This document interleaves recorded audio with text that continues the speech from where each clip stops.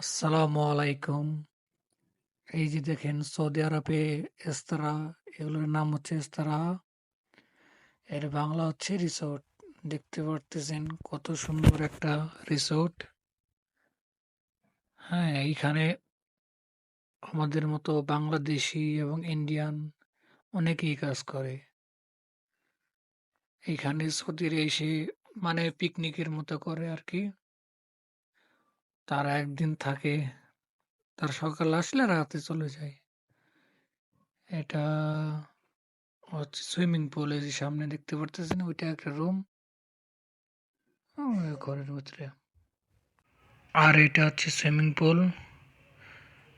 দেখতেছেন এটা swimming pool. ওইখানে বাচ্চাদের খেলার জন্য কিছু। এখানে মানে ফ্যামিলি সহকারে সবাই নিয়ে আসে। এখানে সৌদিরা বসে চা খাওয়া খায়।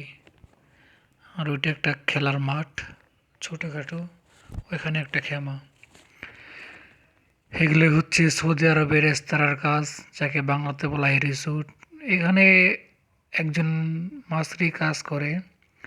তার কাছে আমি শুনলাম তার মাসিক স্যালারি হচ্ছে ১৫০০ টাকা। এগুলো রিসোর্টের কাজে, রেস্তোরাঁর কাজে ১৫০০ থেকে সর্বোচ্চ ১৫০০ হয় আর কি।